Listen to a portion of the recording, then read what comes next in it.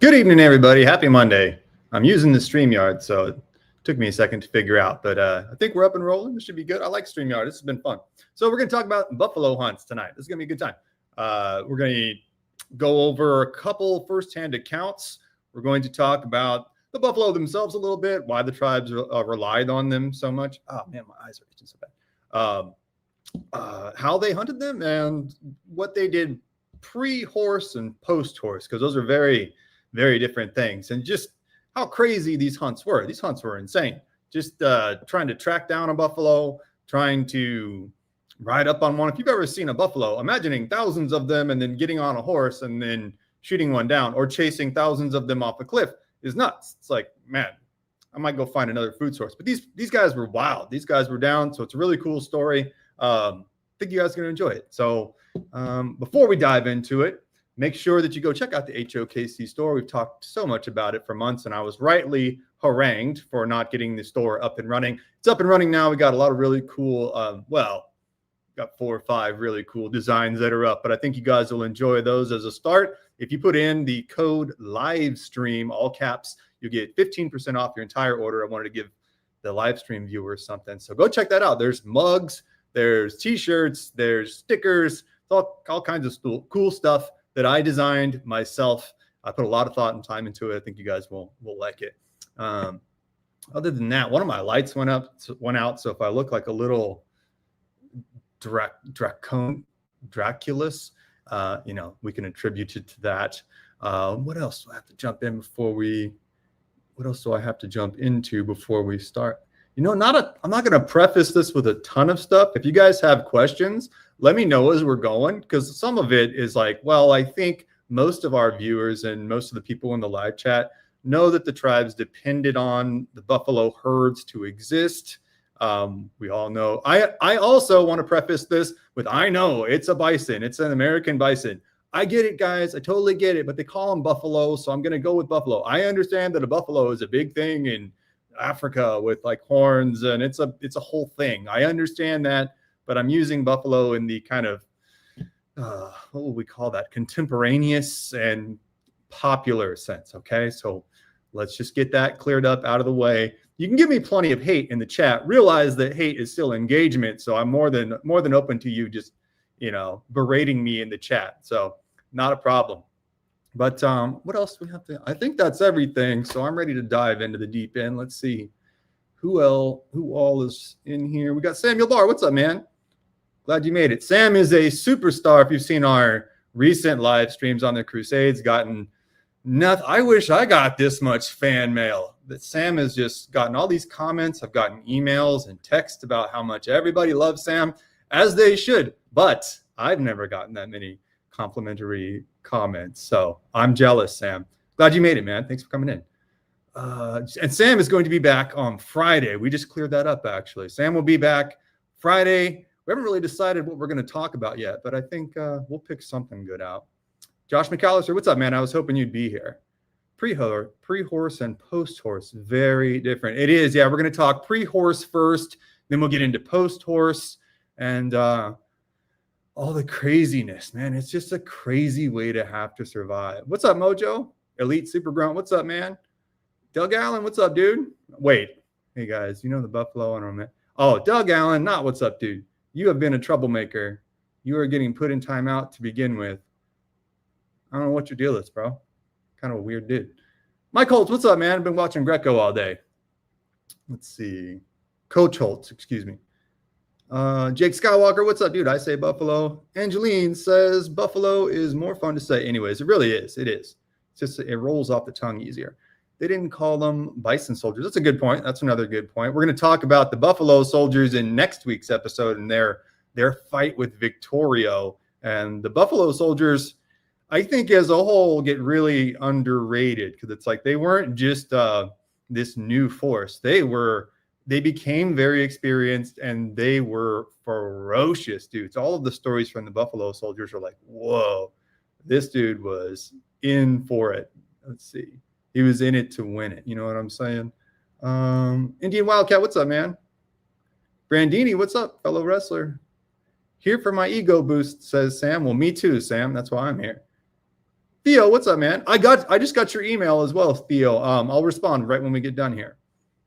Doug Allen might be out of here. Yeah, if you're a mod and Doug Allen comes back, just throw him out. It's like being a bouncer. You just got to 86 him. Space Cowboy, what's up, man? Can't participate too much. No problem, man. Just hanging out is good enough for us. So we are going to jump into really the pre-horse era first, right? And what it required was essentially, let's sum it up real quickly, essentially scaring giant buffalo herds and then driving them off of a cliff and collecting them at the bottom. That's how we always hear it summed up. But really, it's a lot more involved. There was a lot more planning and engineering in it than just that. Because if you really think about it, it's not an easy thing to do, to scare a big herd of anything and then direct them to where you want them to go. So the way that it really worked is they would drive them near a cliff, right? And you would use flapping blankets. They would burn the prairie. They would dress up as coyotes and scare them away or scare them towards where they want them to go. But then they would find the cliff that they wanted to drive them off and then make a corral, essentially a corral of brush and timber at the bottom of it to corral. The buffalo didn't always just die when they fell off the cliff, right? There was sometimes this like Wile E. Coyote effect where they'd just splat. And then there was some times where also they would just hit the buffalo that were already at the bottom and not quite be unalived yet. So they'd have this corral there and then a bunch of people at the bottom to finish the buffalo off, right? But also they had this really, I just learned this today, they had this really ingenious addition to that, which is basically a cattle guard. If you've ever seen a cattle guard, they are what you'll often see at gates on a ranch. And it's just bars, these round bars laid parallel over the path, right? And cattle won't walk over it because it'll get their feet stuck in it. So it's a good way to keep an animal where you want to keep it, right? And it's been used on ranches for time immemorial. I didn't realize that the tribes, be it Cheyenne, Blackfoot, we're going to talk about the tribes writ large, right? So from north to south, from Blackfoot all the way down to the Comanche at the southern ends of the plains and the Kiowa as well. So they would drive these buffalo off of a cliff and then finish them off and harvest them at the bottom. All of this is just such a labor-intensive process. They would, sequentially drive the herds towards the cliff, and then they'd have a big drive, a final push, where the warriors, the hunters, would surround the herd as best they could. We're talking hundreds, sometimes thousands of animals, and flap large buffalo robes, start fires, really make a big racket to really push this herd towards the cliff. And then they'd have strategic warriors set up at strategic points along the route to the cliff to kind of route them towards where they wanted them to go. Then they have a whole finishing crew at the bottom, and they just have to kind of wait as these buffaloes start piling over the precipice, right? They've got this whole thing set up. A lot of times there's women and children at the bottom because they have to kind of hide them somewhere. And then also the women can help with coming in and finishing off the buffalo. So then you're trying to drive as many of these buffalo off of a cliff as you can and then collect them, which is a whole nother brutal, just labor-intensive, gory endeavor of pulling these buffalo off of the pile and then skinning them and then gutting them and then butchering them and then hauling these thousands of pounds of meat to where your village is. 2 key points. One, they couldn't take all of the buffalo. They just couldn't, they weren't able to say, well, we just want this many buffalo and that's how many we'll use. They drove way more than they could have used off of a cliff because you had to do it. There's seemingly endless buffalo at this period anyways. So there wasn't necessarily this kind of modern misguided notion of they used every single part of every animal that they harvested. That's not necessarily true in this instance, and there's many other instances where they would harvest buffalo just for their skin or just for their tenderloins and stuff like that.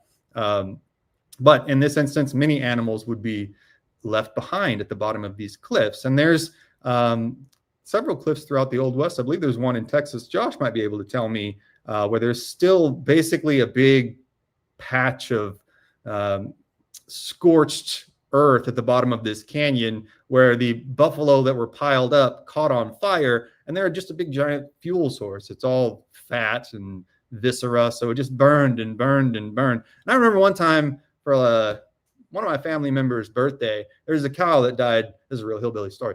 Cow that died out in our back field. And so for whatever reason, the family decided, well, let's just pile up a bunch of railroad ties on it. And I think we soaked it in gasoline, if I remember right. Anyways, we light this thing on fire, right? It's dead. Don't worry. It's dead in a door now. It's been dead for a couple of days. It's all bloated up and stuff. So family starts burning it. I mean, the whole family starts. We just go out there and we pile this stuff up and it starts burning. It burns and burns and burns. We didn't understand how long it was going to burn for. It burned, I don't know, 72 hours. It just burned and burned and burned. And this is just one cow. And that happened when I was 10.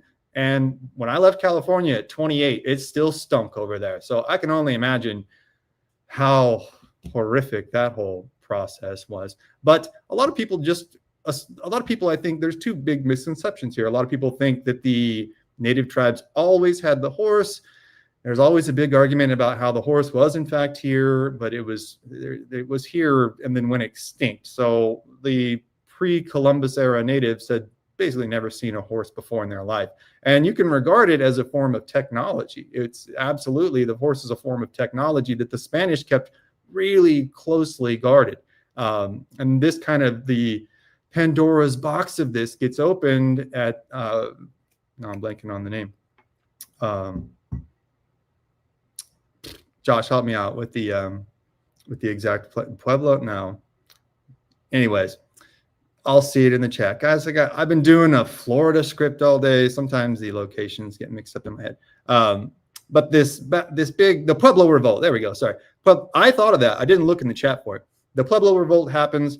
All these horses get out from northern New Mexico, scatter all across the plains. This is like the design for the iPhone being let out to everyone, and they have 3D printers now. It's just an explosion of technology across the plains where these tribes can now harness the horse and use it for warfare, certainly, but hunting was the more frequent and the more important factor for many tribes, because now they're able to actually chase down these buffalo. And it takes decades to develop these techniques. We have a couple of firsthand accounts. Keep in mind, as we're reading these, it takes decades to develop these techniques. There's a whole training process that most of the young men go through to even be able to participate in these hunts. Usually it's kind of a shrinking peripheral process. The youngest, let's say the 10-year-olds, will watch from afar and they can kind of observe how this hunt happens. And then as they progress, there'll be kind of a page, right, to a knight or a squire, I'll have to ask them, where they're an assistant. They assist with gathering the weapons and replenishing arrows and taking care of the horses. Then they kind of ascend to one of the hunters that hunts on the peripheral of the herd. And as they, ascend up the ladder, they get closer and closer into the actual melee of the buffalo herd, because it is as dangerous, maybe more dangerous than warfare in some instances. If you've ever seen an American bison, a buffalo up close, they're upwards of 1,000 pounds. They are 6 foot high, to be honest, at the shoulder. No, not 6, but for the hump is. They're just a giant animal. If you can imagine thousands of them covering hundreds of square miles at a time, it's an impressive sight, but it's an imposing sight as well. It's incredibly dangerous to just the prospect of getting on your own horse, which in and of itself is very dangerous. I think people really underestimate just horse riding itself. You saw what it did to Christopher Reeves. Not trying to be mean. I'm serious. Like, one fall off a horse can ruin your life. So we kind of take that aspect for granted. They're also largely, at least especially at first, riding without saddles. So the level of horsemanship that had to be cultivated for this was very, very high. And then the level of marksmanship that had to be cultivated for this also very, very high, because you really can't underestimate how dangerous this is, but you can't underestimate how critical this is. If they don't have successful hunts, they don't survive, or you're going to see your loved ones starve if you don't succeed in this hunt. It's incredibly important.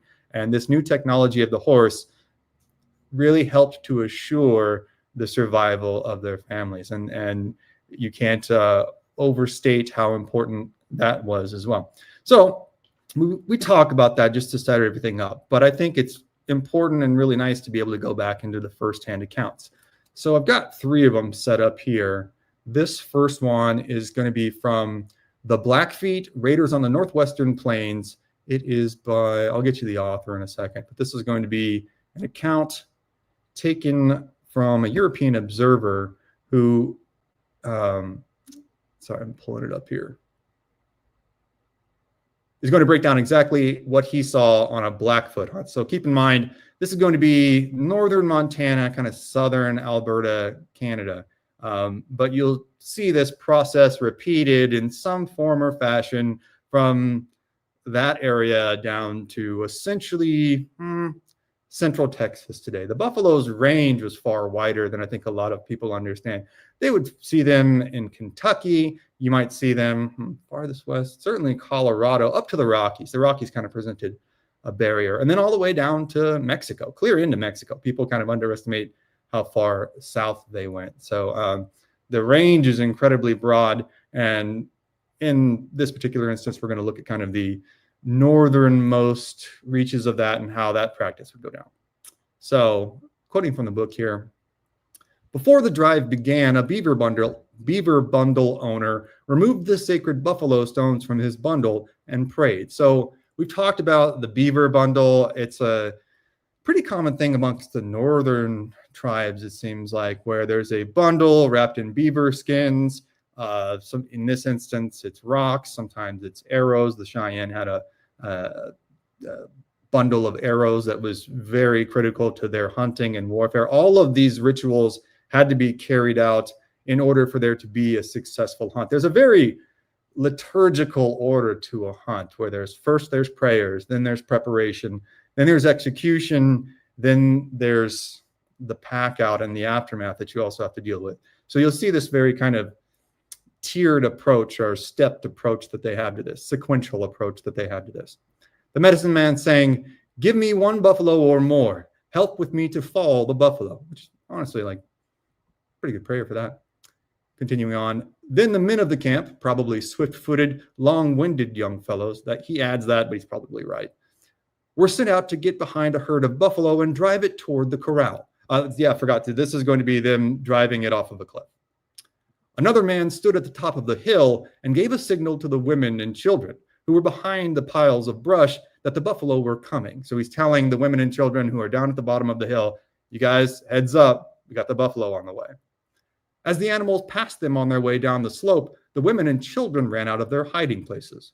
Once inside the corral, the buffalo were killed by the men and boys stationed around the outside of the stout fence. And this is kind of that peripheral approach where when they say men and boys, they really mean like older teenagers and boys. This is their kind of way of working their way up this ladder here. So there's, oops, clicked the wrong thing. They're sent, their job in this is to the final step, the coup de grace of, finishing the buffalo off. Dangerous, but not super dangerous. Then the camp chief went into the corral to take charge of the butchering and the division of meat. While butchering, the people ate buffalo liver, kidney, and slices of brisket raw. So 2 critical things here. The division of the meat. Oops, where'd I go here? The division of the meat can be super contentious. It takes the chief to dole it out because different families get different allotments, and a warrior or a hunter's performance on a particular hunt could entitle him to a greater share of the meat. But it's a contentious, it's a precarious position to be put in as the chief because you're talking about people's abilities to feed their families. So everyone is, it's a very tense and terse situation, but there's also a very celebratory mood. And you see this practice of eating the raw liver and the raw kidneys and yes, slices of, think of it as a plains tribes tartare from north to south. And there's different recipes that you'll see popular amongst different bands or different tribes, generally involving like taking the bile from the gallbladder and squeezing that into a nursing. If they could get a calf that was nursing, they loved that.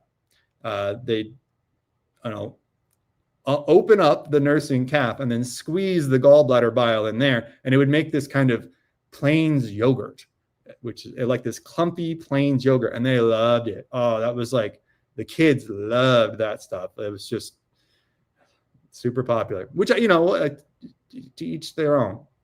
Let's see here. Continuing on, 2 young men took choices of liver, kidneys, brisket, tripe, and manifold to the beaver bundle owner who had remained in his lodge during the slaughter, but whose power had brought success in the hunt. So they're taking the medicine man's allotment to him. He's just kind of been a supervisor of sorts, but he's the guy who said the prayers, so he gets his just due. I'll be honest real quick. A lot of the medicine men, after a lot of tribes conversions or kind of a cultural shift away from their powers, would say like, yeah, I was just kind of making it up anyways. You see that from the Aztecs to the Polynesians, like you see it all over the place. It's kind of funny. The medicine men and the priests will be like, I'll be honest with you guys, like I was just kind of making it up. And it's like, honestly, you did a pretty good job of making it up. Continuing on, each man who killed a buffalo was given its hides and ribs. The slaughtered animals were cut into, I'm going to get it right, guys. The slaughtered animals were cut into quarters, which were divided among the families in the camp. Each family, whether it was large or small, received an equal share. So really the chief is there to make sure that this happens, because you can imagine a survival situation. Everyone's going to go ham, no pun intended, on getting as much for their family as they can. I think that's all I've got from that. That was really the best account that I was able to find on a pre-horse. Really, it's not pre-horse. It's just a tribe that didn't have, it was a band that didn't have a ton of horses at the time. Is this real life? Asks Alex Jones. I don't know, bro. You take something you shouldn't have. Just kidding. Don't do that. Just say no, bro. Let's see. Where is my second account here? I got too many tabs open, guys. We have here, I got 2 other accounts. First one that we're going to do is an 1846 account from Francis Parkman, who had just graduated from Harvard Law School. He's 23 years old. He's on this kind of like sightseeing tour, basically. He wants to go out, experience Native American culture. It's a thing that you would hear from like an Ivy League dude who just graduated today, who's going to go to like, I don't know, wherever they go and talk about how they saw the culture and it was so enlightening. It's like, well, everybody's annoyed by that. But Parkman left us with a reputable and valuable account of what he saw. So we're going to roll through this one. I'll stop as we need to point out anything that needs to be explained here. He does have a good point before we start, that there are 2 types of buffalo hunts, one that he calls running and one that he calls approaching. So I'm going to pick it up from there on his quote, on his account. There are 2 methods commonly practiced, running and approaching. The chase on horseback, which goes by the name of running, is the more violent and dashing mode of the 2. Indeed, of all American wild sports, this is the wildest. Once among the buffalo, the hunter, unless long use has made him familiar with the situation, dashes forward in utter recklessness and self-abandonment. So I always kind of thought this is interesting that he calls it a sport. He's kind of viewing it as that, where this is life or death for these guys. But he's super impressed by them, and his account of it is pretty cool. Here we go. And he's very enamored with their level of self-abandon, like this level of intensity and bravery that he's like really never seen before. He thinks nothing, cares for nothing. He's talking about the hunter, cares for nothing but the game. His mind is stimulated to the highest pitch, yet intensely concentrated on one object. In the midst of the flying herd, where the uproar and the dust are the thickest, it never wavers for a moment. He drops the rein and abandons his horse in his furious career. He levels his gun. The report sounds faint amid the thunder of the buffalo, and when his wounded enemy leaps in vain, these accounts are tough, guys. And when his wounded enemy leaps in vain fury upon him, his heart thrills with a feeling like the fierce delight of the battlefield. Another thing that I think is an interesting undertone here is he's kind of got like an air of jealousy. Let me know in the chat if you think I'm wrong, but I think he's got this mild air of jealousy. Like, I wish I could do this. These guys have a pretty cool job. They look pretty cool. You know, little bit jealous of them.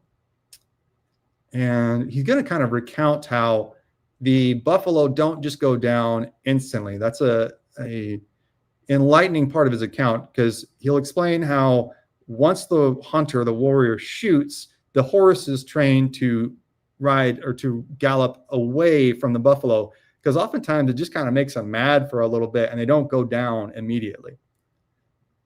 Going back to the account here, a practiced and skillful hunter, well mounted, will sometimes kill 5 or 6 cows in a single chase. Another thing, they did not distinguish amongst the sex of the buffalo. I think I can say that in this context. Male, female, and they would target, like I said, nursing calves. So it's a free-for-all in this endeavor. Loading his gun again and again as his horse rushes through the tumult. An exploit like this is quite beyond the capacities of a novice, meaning like this ain't for beginners. In attacking a small band of buffalo, or in separating a single animal from the herd and assailing it apart from the rest, there is less excitement and less danger.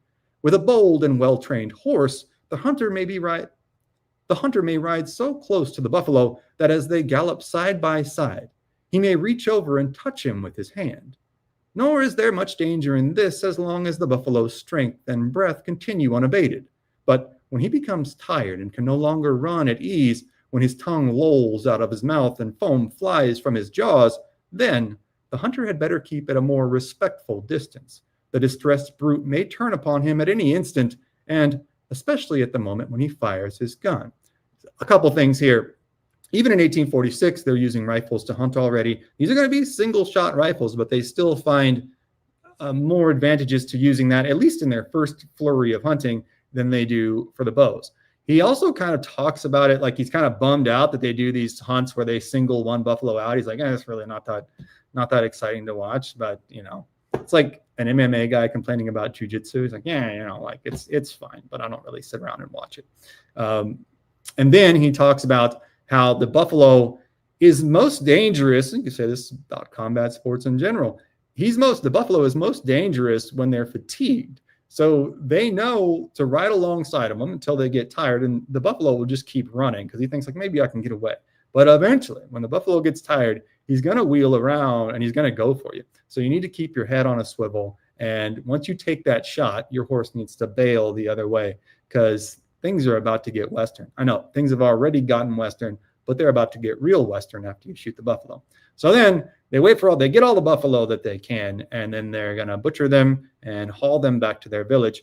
And yes, the butchering, the skinning, virtually all that stuff was handled by the women and or the captives. It's like almost universal. The warriors would basically have nothing to do with the cleanup of it. They didn't do the cooking. They didn't do the butchering. They didn't do any of that. They're here to take out the buffalo, and then they're gonna go chill. They didn't have garage beers, but basically that, right?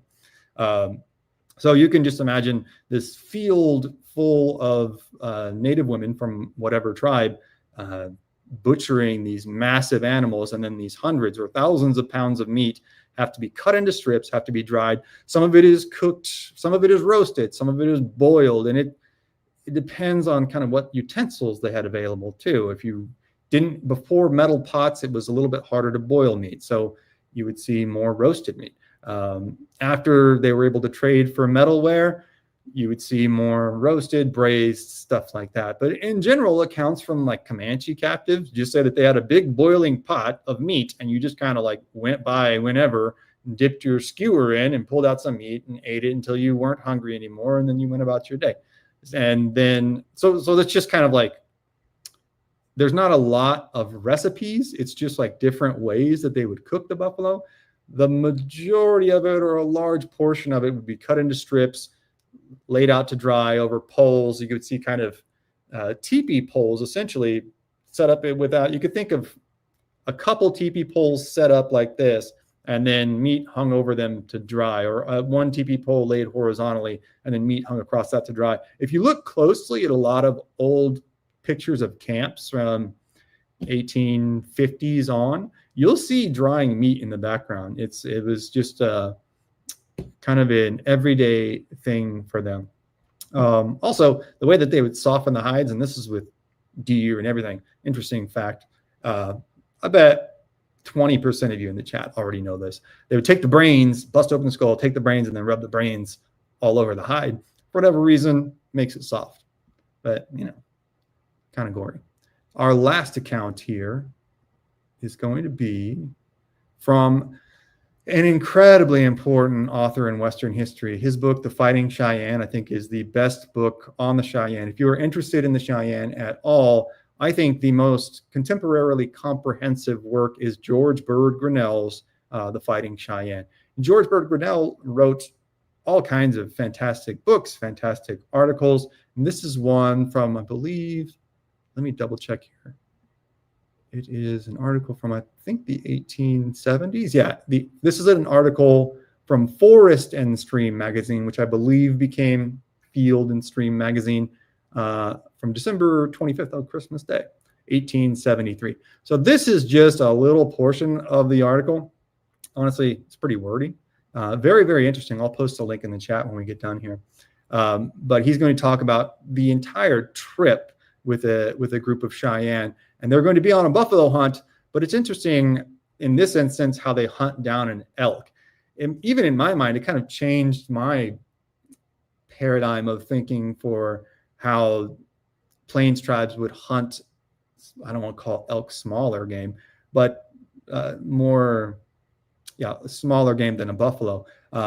It's a little more tactical and strategic than I would have thought, and a little more brutal as well. They kind of just circle them and then close that circle in and wear him out and then kind of club him when everything's done. So we'll jump into that now.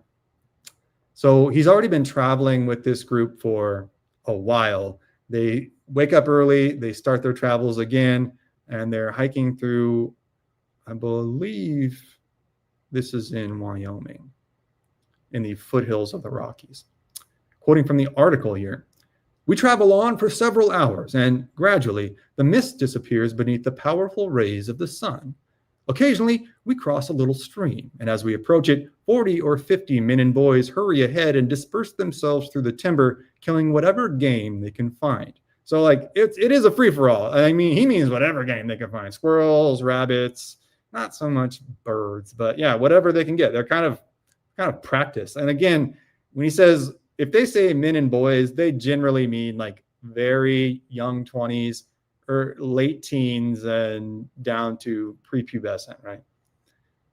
On one such occasion, a lordly elk, disturbed by its invaders, springs from a thicket and runs outward towards the bluffs. Unfortunately, on the wrong side of the creek and toward the column. He means the traveling column of himself and the Cheyennes. Too late, he perceives his mistake and turns to retrace his steps. But he is met by a dozen yelling companions. An interesting thing here, too, is Grinnell seems to have a lot of admiration for elk in general and kind of feels a little bad about this, just a smidge bad about this. Again, the elk turns and now strives to escape in the other direction. So he's going down the creek. He sees the group of Grinnell and the Cheyenne. He's like, oh, crap, got to go this way. But 20 horsemen have shot out from the main body, and in less time than it takes to tell this, the noble animal is surrounded. He doesn't mean shot like firearm shot. He means that they've darted out of the surrounding brush. The elk hesitates, stops, and then makes a bold dash at the weakest point of the circle. But ere he reaches it, that's a tough one. But here he reaches it it's a tough one. But when he reaches it, it's E-R-E, means when, but it's an old way of saying when. But when he reaches it, 3 or 4 arrows pierce him, and he turns again. So again, I think we should think of hunting in this context as a far more brutal affair than we generally expect it to be. Yes, expert marksmen, but it's going to take several arrows to bring an animal down. Oftentimes it was a prolonged affair. So keep that in mind as we're kind of working our way through this story. It's a short one, but keep it in mind anyways. The circle grows smaller, and again he makes a vain effort to break it, but his strength is gone, and he staggers and comes to his knees. Vain are all his efforts, and the knife is at his throat. and with a groan he yields up his life, and in a few minutes not remains to mark the spot where the beautiful creature fell, save his horns and a few polished bones that shine white in the morning sun. And that's just a little snippet from the article. But he does have like this measure of sympathy and admiration for the elk. But I just thought, man, that really paints a picture for me of the standard practice. It's a lot more cavalier and a lot less precise than I think a lot of us would think. And this is practice for warfare in a lot of ways as well for the younger men and the boys. It's a matter of teaching, tracking, strategy, strategic thinking, positioning, tactical movement, and also the ability and the will to take life. I think that's even if you look at modern books on combat psychology, probably the best one is On Killing. There's one On Killing and On Combat. Those are the names of the books, but the author his name is escaping my mind, Lieutenant Colonel something. But he points out how it's roughly 10% of a fighting force that's actually willing, a standard fighting force. We're not talking special operations, but a standard fighting force that's actually willing to take life. So hunting in a lot of ways for this, the human psychology doesn't change a lot regardless of tribe or peoples. So this was a way of teaching young men to not hesitate and to build the will within themselves to, take life. So think of it as sustenance and part training. But I thought those were some really cool firsthand accounts. If you guys have any experience hunting buffalo yourselves, let me know in the chat. If you have any bison knowledge, let me know in the chat. What else was I going to ask you guys? Yeah, if you have any other firsthand accounts as well. I thought these were really cool. Really illuminating. Can somebody kick Doug Allen out of here? Ban user and delete their comments. You get banned, Doug. You're 86, bro. Not bro. You're not my bro. Every animal has enough brains to tan its own hides. Thank you, Alex Jones. How did they figure that out? You mean the tanning? I'm not sure. I think the brain has literally has tannins in it. I'm mistaken about that. But who's the first one to think of it? I don't know. They use the stomach from the buffalo for a pot. Oh, interesting. Instead of putting it over the fire, they put stones in the stomach and they would heat stones and drop the stones into the stomach, and that would make the water boil. Yeah, I've heard of the, I read that before. I forgot about that. And I've heard the tribes in California, particularly I think the central California tribes, Miwok, Yokut, would make these, elaborate wooden or elaborate woven baskets that they're still really well known for, and fill those with water and acorns and do the same thing, put hot rocks in there. That was a way of boiling the acorns, and then they would strain them. There's a whole process to it. But yeah, good point. I forgot about that. Fighting Cheyennes is intense. That's a great book. And it's another one that's just kind of split into chapters. You don't have to read it front to back. You can just pick a chapter, open it up and read it. I figured they just tanned everything, and I doubt brains are pleasant to eat. Yeah, don't eat the brains. Do you know how long a process that is to complete to butcher a buffalo? Probably, say, for 2 or 3 people. I would imagine many hours. If there's any hunters in the chat, I'd be curious how long it takes to either butcher. If you've hunted buffalo, I'd be curious to know how long it took to butcher the animal. I'm sure we have, more advanced butchery equipment, but I'm guessing several days to butcher all the animals that they killed. Is Doug real life? No, Doug is gone. Well, he's gone from the chat. We have a strict code of honor here. I tried to read that wacky old time BS. You're doing great. It's a little tough, isn't it? It's like, I hope you guys didn't talk like this. It's another reason for me not to want to live in the past. Does anyone know if atlatls were used up until colonization? I believe that depends on the tribe. Josh might be able to speak to that. Oh, Josh did speak on that. Atlatls were used up until the bow and arrow replaced it. Oh, okay. I didn't realize the bow and arrow replaced it. See, I learned so much doing these. Let's see.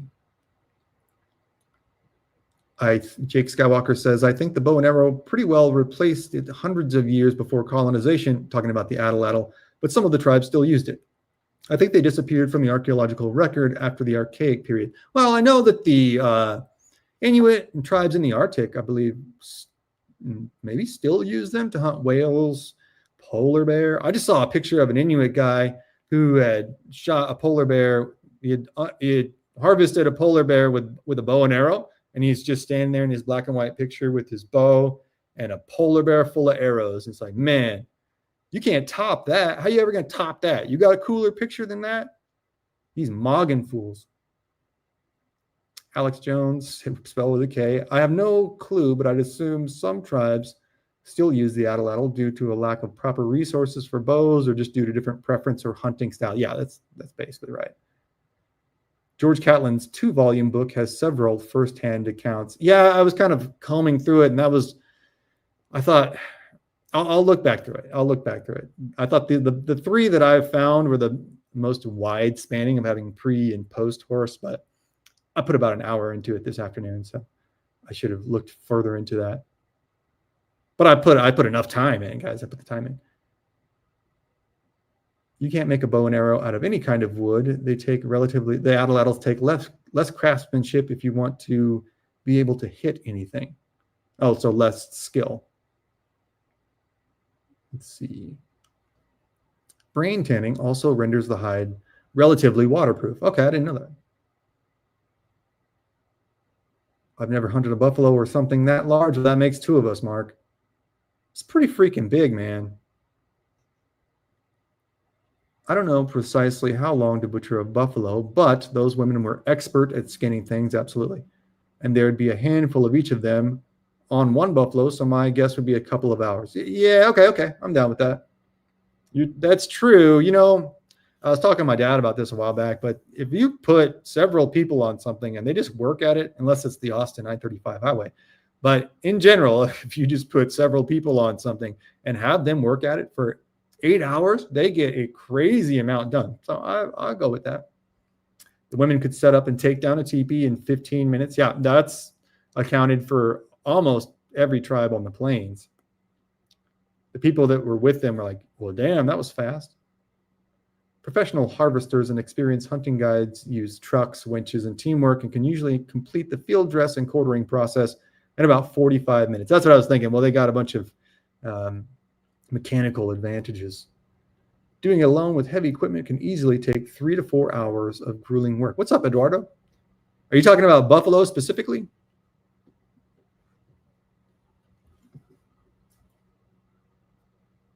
Let's see. Now do it with a slice of chert, no mosquito repellent. Yeah, no, thank you. Did the atlatl get invented multiple times in different places like the bow and arrow? Yeah, to the best of my knowledge, which is pretty fascinating because I don't know, I feel like I could sit there for years and never really think up the atlatl. Let's see. Nick Citron, what's up, man? Roll into the chat. Mindful Militant, what's up? Open your eyes. I'm trying. Let's see. The lung is what they aimed for. Yeah, they would aim for specific organs on people too. They would aim for the stomach because they knew what peritonitis was. Then it's essentially when the stomach is punctured and the contents leak out into the rest of you, it causes a severe, oftentimes, usually fatal infection. And the Comanche especially knew that. Most of the Plains tribes knew that. And they would aim for your stomach, which is like, geez Louise. And when they got metal arrowheads, the arrowhead would hook. And they loved that. They were like, oh, this is pretty dope. So metal was really valuable to them. And they loved how it would hook inside of either a buffalo or a person and just cause like the most damage that it could. But that'd be the last thing I want. The stomach is the worst. They made more jerky. Oh, yeah, we didn't talk about pemmican. Pemmican was a standard traveling food on the plains as well throughout the entire American frontier. And there's different recipes depending on different locales, depending on different tribes. Generally, it's buffalo meat. It can be other kinds of meat beat into this like jerky powder and then mixed with fat, usually bear fats. usually bear fat, and then some kind of like berry sometimes. It's like, let's say 60-40, usually some kind of berry. They mash it all up and they make it into a bar, and it's like a Frontier Pioneer bar. Honestly, sounds pretty good. It's super calorically dense and it's very light comparatively. So it's a very convenient food that you would have found, I believe, like from Maine to Florida to at least the Great Plains. There was some form of it, right? It's like think of it like a fruitcake. Like everybody's got some form of fruitcake, just like that. Like everyone has their own kind of recipe depending on what's available to them. But that was just it'd be like, if they ran out of pemmican, it'd be like America running out of Pop-Tarts. We can't function like that, you know? Men regularly died or were maimed or crippled by a buffalo. A buffalo could end you with one flick of its horns or send a horse and rider dozens of feet in the air. Yeah, absolutely. Absolutely. It's incredibly dangerous. If you've ever seen a buffalo, there's a bunch of buffalo attacks on YouTube. They'll just fling a guy up into the air. I think it's really comparable to rough stock events in rodeo. If you've ever been to a rodeo, people are often shocked by what happens when a rider gets hooked by a bull, because they don't really understand how much more the animal is just exponentially more powerful than they think, and the force with which they're able to fling people around is sobering, to say the least, right? And I've always thought it was like ill-advised. I grew up in rodeo, right? So I thought it was particularly ill-advised for all these little buck-toothed hillbilly kids. I'm a buck-toothed hillbilly kid myself, so I can say that, to run up and put their face against the gates, put their face against the chain link fence, right, that separates the arena from the crowd, and like stick their little, muggy faces up there and watch the bull riding. Their parents would let them do that. And it's like, you understand how south this could go? All that bull has to do is jump over that fence. It's nothing to that bull. Same thing with the buffalo. They look stout. They look heavy. They're so fast and explosive. Think about, like, I don't know, 5 or 6 Brock Lesnars stuffed into one body. And they don't even have Brock Lesnar's, limited conscience. I'm just saying, like, he'd have no problem beating you up. So they can go crazy, right? It's so dangerous. And to be surrounded by thousands of them, I can't even imagine that. That is so wild and so dangerous. And I think we can see videos of it. We can see videos of, modern day buffalo herds running around. And I still don't think we can really conceptualize what a wild sight it would be to see, hundreds of hunters, hundreds of warriors swarm down on a herd and watch it move and watch the buffalo fall. Almost certainly you're going to see somebody fall. You're going to see probably a couple of your boys get roughed up pretty bad, if not unalive. It's almost for sure. It's almost certain. So you just got to deal with that as well. And your social standing is really affected a lot by your conduct on a hunt. Like if you wimp out on the hunt, it's going to really, people are going to look at you differently. So it's super high stakes. It's super dangerous. And I think a lot of times we just underestimate that because we just think, oh yeah, they hunted the buffalo. And it's like, no. Imagine every time you go to the grocery store, it's a life or death situation. That's what we're looking at here. And the only way that you can get out of it is to get on this giant animal and then ride it towards those other giant animals and then shoot them with a bunch of arrows and hope that you don't fall. It's crazy. I kind of wish they still did it. Let's see. They make a hell of a live stream. Let's see. Guy on a buffalo. Can't forget that. That was a pivotal millennial moment. Oh, what's up, Mike Holtz? $2 super chat. Hit you with a super chat earlier. I'm sorry, man. I'm on Streamlab now too, and the user interface is a little different. Oh, excuse me, Coach. Shout out OG HOKC crew, $7 super chat. Thank you so much, Coach. Really appreciate that. It makes the stream possible, guys. Really appreciate any super chats. Can't thank y'all enough. Shout out OG HOKC crew. Side note, one way I don't want to be unalived is to be driven off a cliff. I'd agree with that. Then my body gets murked rough. Magua is a fan of this. That's like in my top 5 ways of I don't want to go out that way. And it's worse for me that they put this cattle guard in. I don't want to go out behind a cattle guard. I don't know why. I've always thought that. I don't want to go out behind a cattle guard. Three-toed horses. Yeah, those were supposedly here before for a great extinction. Head smashed in was the Blackfoot. Up in Canada, they got. Oh, you're talking about the cliffs that they still have? In Canada, they still have cliffs named Head Smashed In, and probably the most famous is Buffalo Jump. That's what they're called. Yes, the cliffs that they ran the buffalo off were called buffalo jumps. And they would reuse a cliff. The infrastructure would kind of have to be rebuilt, right? You got to build some new corrals. You got to build some new cattle guards, but you could reuse it. My book, People of the Red Earth, depicts, Brandini, you wrote a book. My book, People of the Red Earth, depicts shamans as climbing trees or poles as the buffalo stormed around them after stoking the stampede. Did that like really happen? One of the most dangerous things you could be caught in as well is a buffalo stampede. And that's a dangerous thing about being on the plains. You'd hear this obviously from native accounts, but you'd hear this from military and mountain man accounts as well. They would just be sitting there hanging out in the camp, and then you'd hear this like rumble, right? And they'd go like, oh, this is not good. And you had to basically coalesce into one group and stare down the buffalo. You had to like get in one group, not run, and then the buffalo would run around you, which kind of sounds fun. If I had a couple beers, I'd be down for that. Let's see. I remember one training event on Pendleton, my squad came across a dead buffalo in a ravine. Why is a buffalo down near San Diego?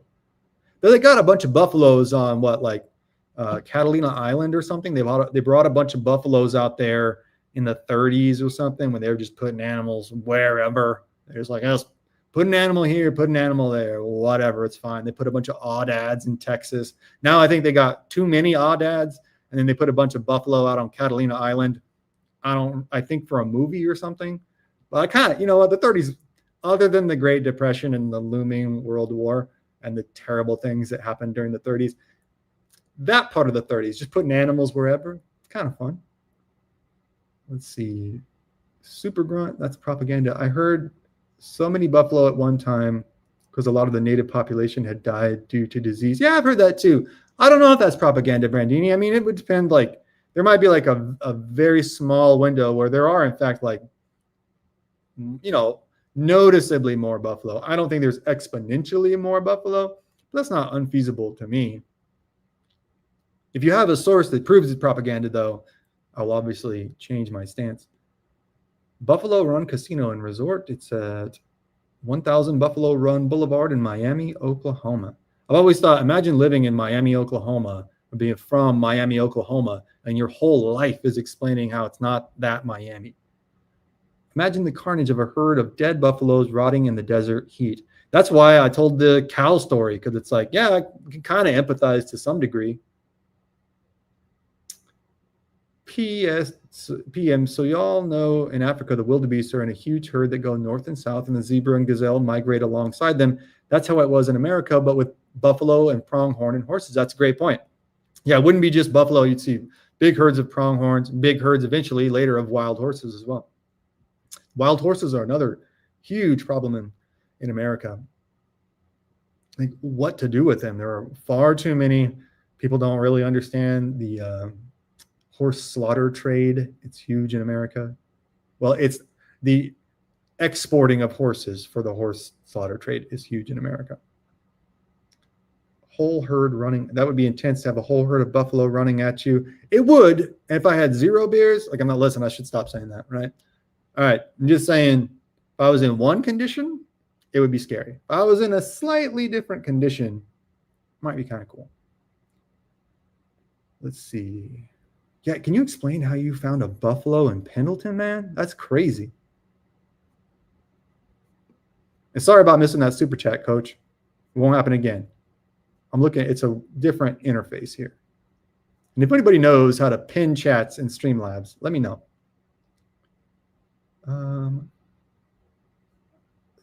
Okay, I'm going back through the chats now. If I missed your chat, just put it back in the chat now and I'll see it.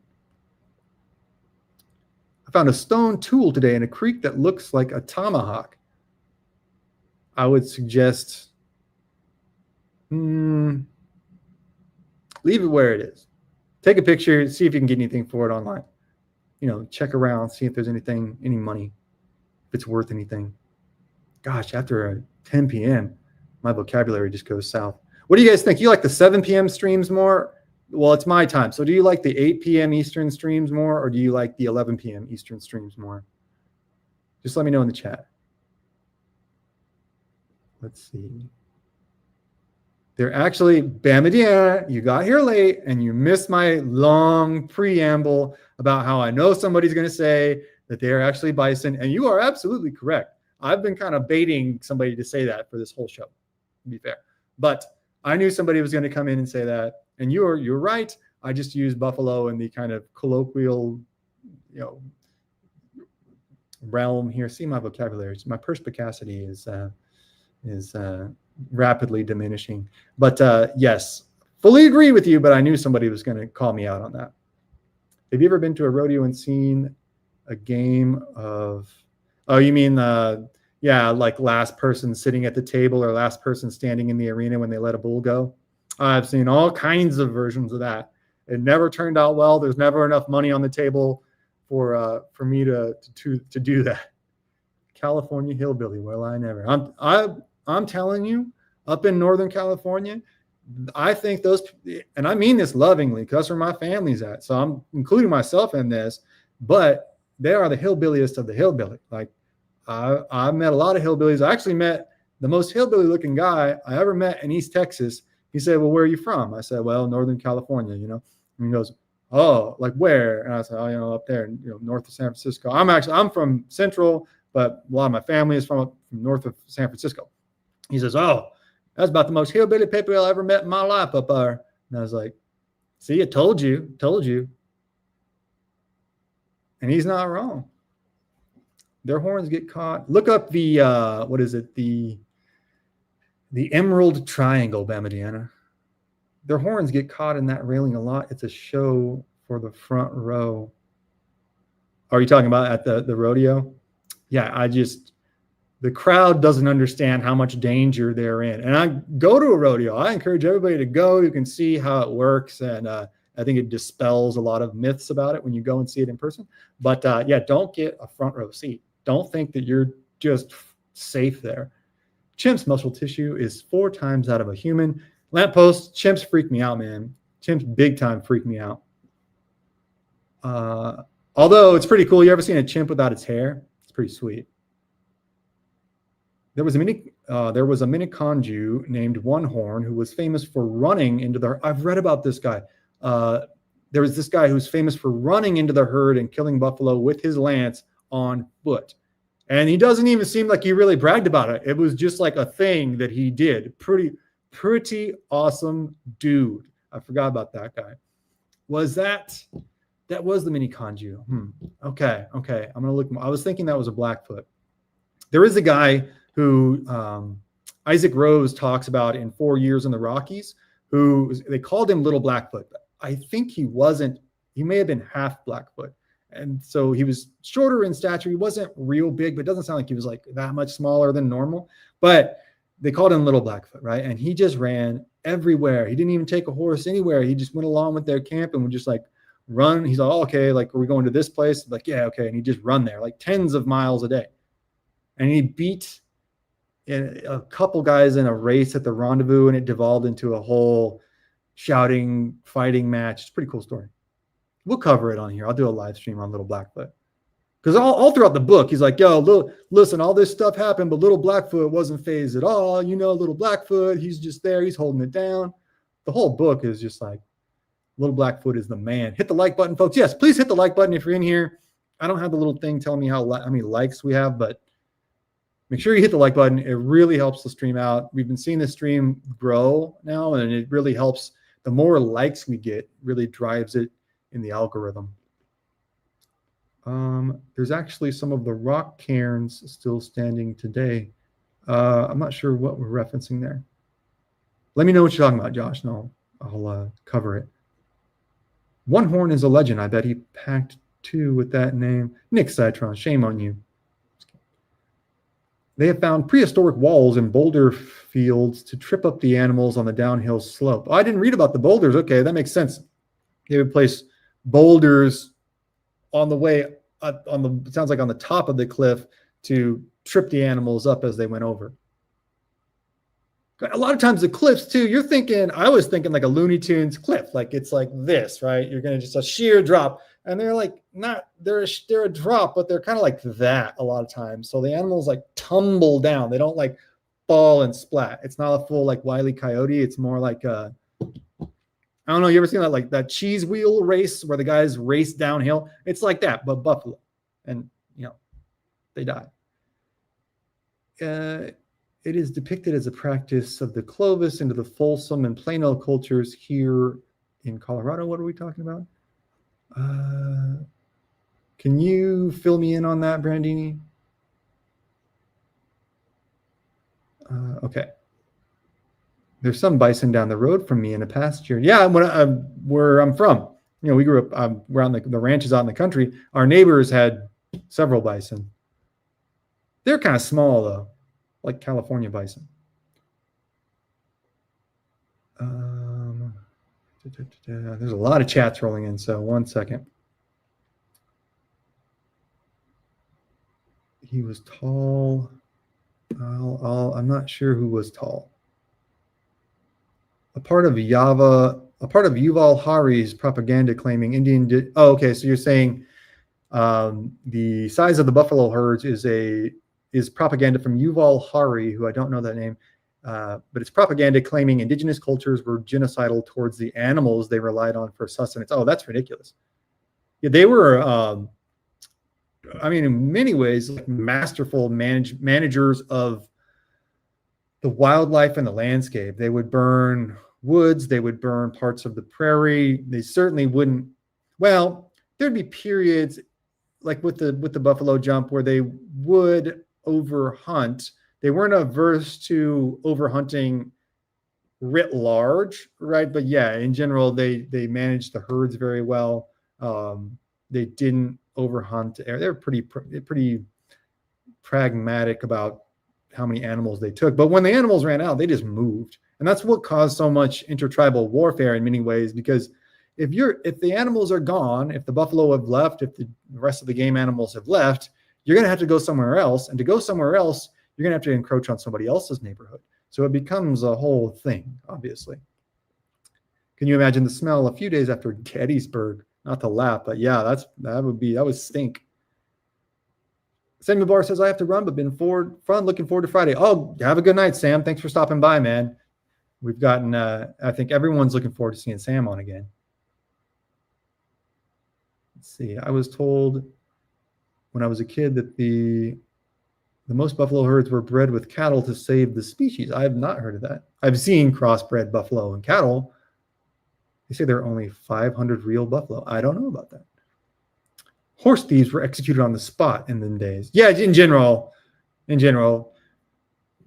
it was certainly a capital offense. Like, no, there's many instances of them being brought to justice. Like they didn't totally go vigilante on them, but yeah, then like when you're found guilty, they execute you. Let's see. Seguin's Central Park, the Central Park in Seguin, which is a beautiful, beautiful little area there. Still has all the trees that Jack Hayes specifically would have carried out executions on. One in particular, but I think they got rid of that. And there's also still an iron ring. If you go to the Central Park in Seguin, it's right across from the Michelin Star Barbecue, the Burnt Bean. Love Seguin. It's right off the 10. You guys, if you're in the area and you like Western history, go to Seguin. It's amazing. Great restaurants. The Burnt Bean is one among many, but it is right across the street from this nice little park. And that nice little park is where they carried out capital punishments, corporal punishments. That little iron ring is where they would attach somebody to it like this, right? Like you're locked up on the iron ring. I've heard that they did this to escape slaves. So this goes both ways. It wasn't all criminals, right? Like it's a dark time. It's a rough time. They would attach you there and whip you for however many. There was, I think, primarily the accounts that I've heard, though, to be fair, were from spousal domestic abuse, I think we can safely say, which was a huge offense back in the day. I think people misunderstand the treatment of the severity of marital mistreatment, I guess we could say. Men were severely punished, so it was a corporal offense to be sure. But fun little fact, go visit that and you'll see the location where much frontier justice, oftentimes on horse thieves, was carried out.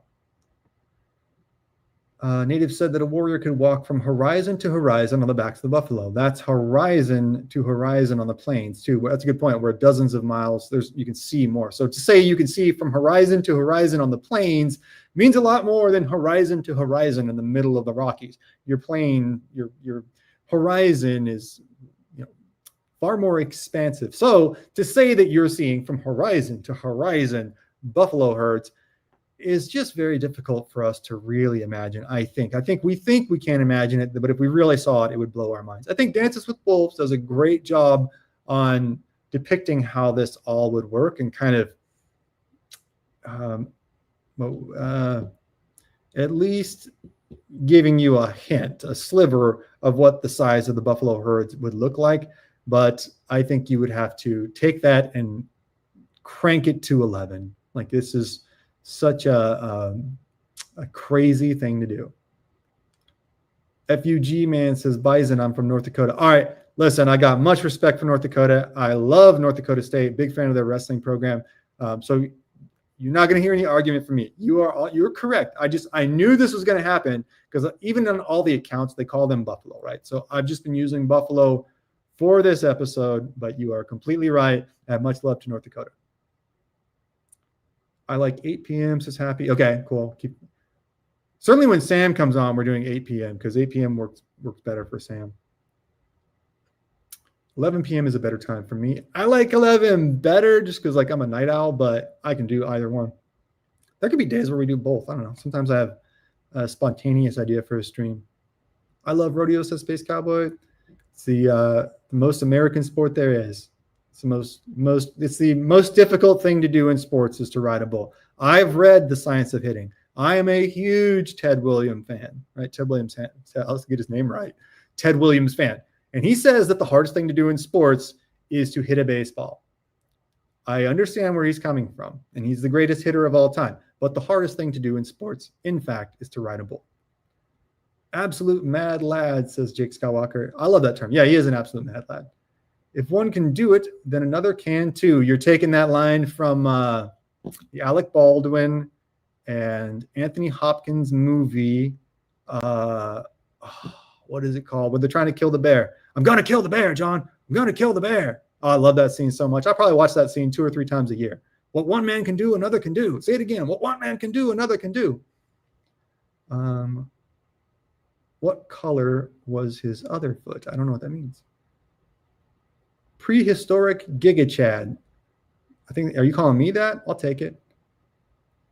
I'm picturing it like the graboid in Tremors was driven off a cliff. I haven't seen Tremors in like 25 years, maybe more than that now.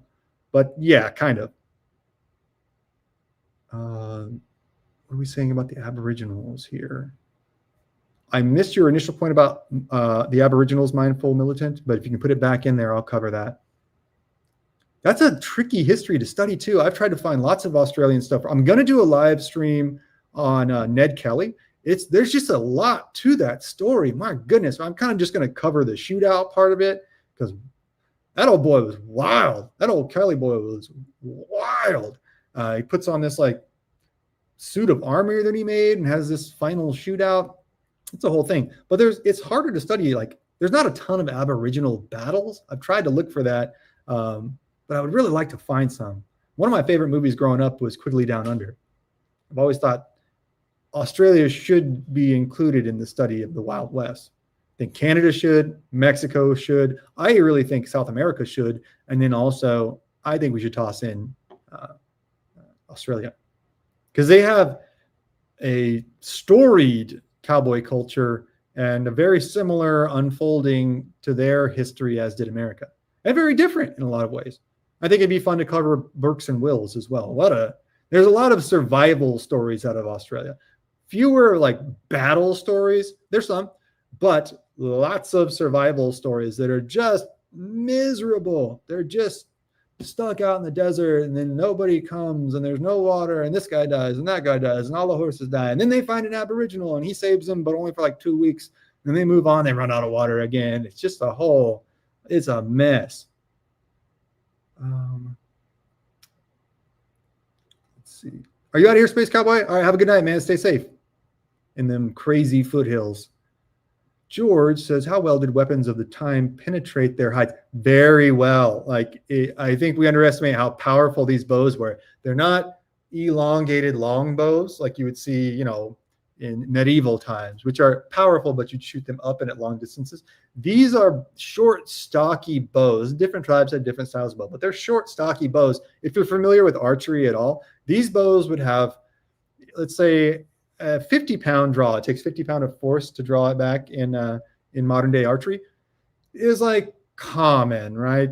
But these bows were 90 to 100-pound draw, and they didn't pull them back all the way. They pull them back a little ways and then let them go. And they're big, thick, sizable, stout arrows. And yes, they could absolutely penetrate a buffalo. They were very powerful. And until the advent of repeating firearms, arguably a better weapon for plains warfare, because they had a fire rate of 12 arrows a minute. And, one rifle could shoot maybe one round, maybe 3 rounds a minute for a really experienced guy under duress. Yeah, they're very powerful. And they ride it. That's why they would also ride up very close to an animal. And I've always thought of this as kind of like, if you've ever seen bullfights, like Spanish bullfights, it's unfortunate, but they kind of wear the animal out. So it sounds like you would put a couple arrows, and they would certainly penetrate deep enough.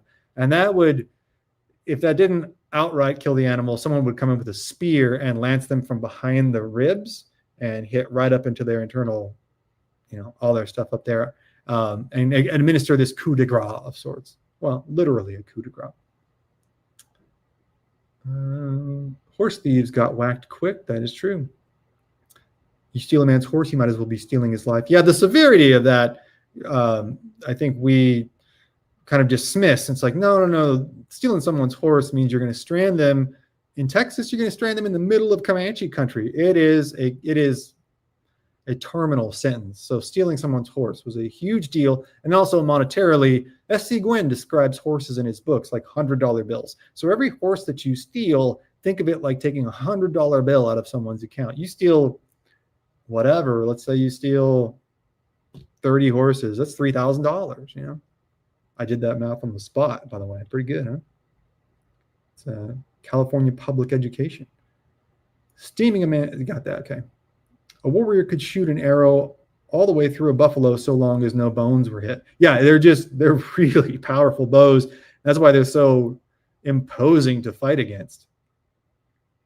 And I've talked about this in a couple episodes, but the way that the tribes would operate, especially against an entrenched position, was to kind of ride in a cyclone that got closer and closer and closer to you. And every time the warrior that was closest to you in this cyclone came to the front of the circle, he would unloose an arrow and then ride to the back, and then the next guy. So you've got this like human Gatling gun coming at you, and then right before it hits you, it swerves away, because the Indians, the tribes in general, didn't do entrenched warfare or sieges. That just didn't make any sense to them, which is like kind of fair enough.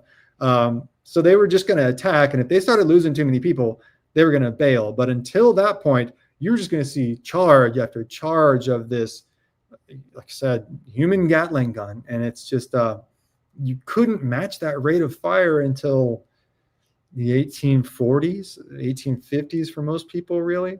So their bows and arrows were terribly intimidating, imposing weapons. According to Grok, 12,000 to 25,000 genetically pure American bison exist today, mostly in North America, though exact numbers are uncertain, and it depends on testing methods. Well, at least we got some. Better than none, right? You were talking about landscaping, taking care of Mother Nature. My grandma was a Kelly. Oh yeah, it was a big part. The environmental maintenance was a huge part of Native tribes' lives. I think we think of oftentimes, we think in modernity that they just kind of coexisted and everything operated, wonderfully and in this kind of natural synchronicity. It did not. It did not at all. And there were times where they overhunted areas. There were times where the prairie fires got out of control. There were, all manner of things that they faced because it's real life. Nothing's perfect. But they really did have an understanding of the cycles of their environment and how to maintain and even improve it. Let's see. South Africa. I've done one on South Africa on Rourke's Drift, which I thought was great. I mean, I thought the story was great. I thought the episode was great too. It didn't perform as well as I thought it would. So if you haven't seen our Rourke's Drift episode, go check it out. I think it's one of my favorite. And yes, I am going to do Asondawaddle. It's tough to say. Asondawaddle. Yes. I just haven't gotten to it yet. But yeah, that's the precursor to Rourke's Drift and an absolutely harrowing story. Basically, the Zulu surprised the British in South Africa. People misunderstand the layout and the diaspora of South Africa as well, or the Zulu diaspora in South Africa and the Dutch and British diaspora, because the Zulu weren't native to South Africa. The Zulu were an invading force from the north, basically, and the British and the Dutch, respectively, were invading forces from the south. But there was already a native population there that the Zulu were destroying, basically. Shaka Zulu was on a tear. He's like the Genghis Khan of Africa. So it wasn't a homeland force or an indigenous force against an invading force so much as it was two invading forces competing for this territory. I think Redcoat History does a great job. His channel, Redcoat History, fantastic job on breaking down the Anglo-Zulu Wars. What else does he cover? The Anglo-Zulu Wars is I think primarily what he covers, but covers several other late 19th century British battles as well. Let's see, the British invasion of Afghanistan, I believe he covers. Just a great channel. He inspired me to start this one. Redcoat History, go check him out. I believe he's like an official tour guide of the Asondawaddle battlefield as well.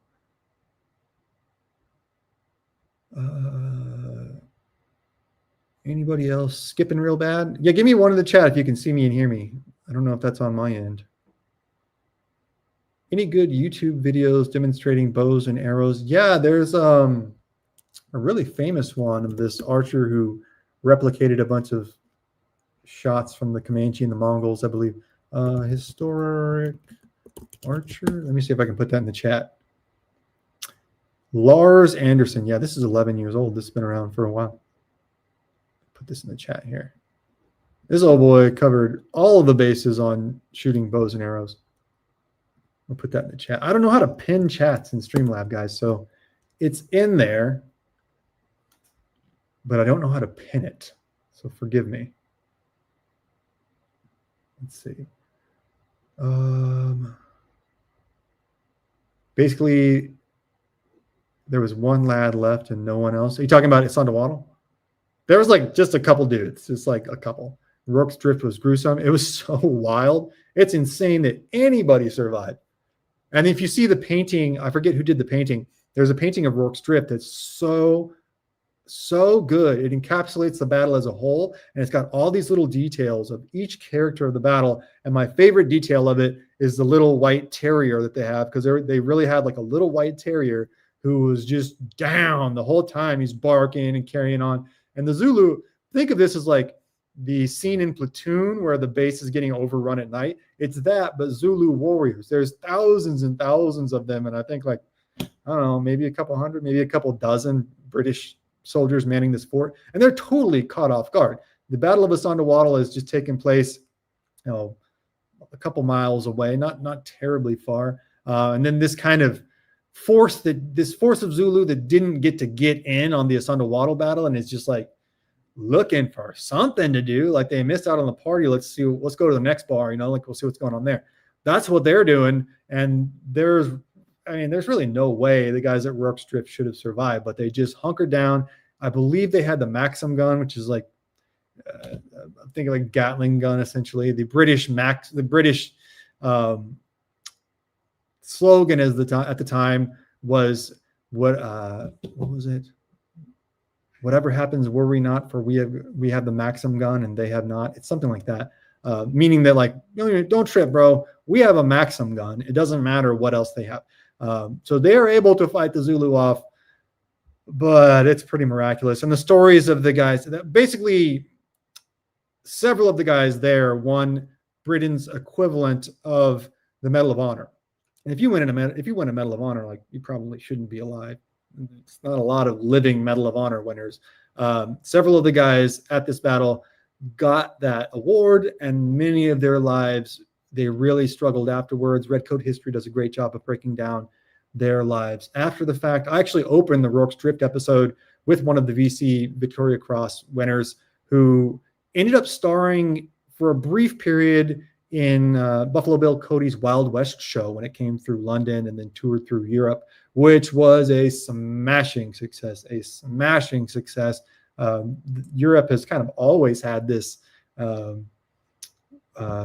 we call that, old Western file bent, where they are fascinated with cowboys and native cultures here and the battles that took place. It's just always been a huge thing in Europe, and it was then. And this man whose name is escaping me now, shamefully, toured with them for a while, but it kind of takes you through his state of mind and the desperation of his life. And it's such a sad and a shameful story on Britain's part that they let one of their heroes,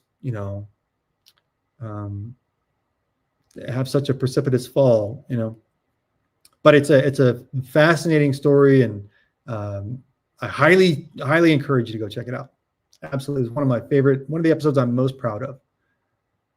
When are you going to get into some of the natives like Mohawks or Iroquois? The Susquehanna were extremely interesting. That's a good point. We did a little of that with the last of the Mohicans. So let me get the notebook out and write that down. That's not the right notebook. Where's my live stream notebook? Huh. Oh, it's over here. Why didn't anybody tell me? Yeah, Mohicans, we'll do some of that. We'll do some Mohawk. I have stuff ready to go on them. We also have to do the Meriwether Lewis mysterious death episode. That's coming. I need somebody to do, I'm going to get a hold of my buddy Jason and see if he can do the Right Stuff movie night with me. Mohawk. Bemidina always has banger suggestions. The Zulu ran 700 miles to fight at Rorke's Drift. Did they go? I was thinking it was like I was thinking like 50. I was thinking 50. So it was 700 miles. That's in the episode, but it's been 2 years since I did the episode. Roland Bohr, another channel on bows. Roland Bohr, that sounds familiar. Roland Bohr. Is that the guy with the hat? Roland Bohr. Let's see. Wild West Faces has a couple of good videos on bows and arrows. Yeah, I was watching Wild West Faces earlier. Now I'm forgetting what video I watched. But if you guys haven't checked out Wild West Faces, another OG Wild West channel.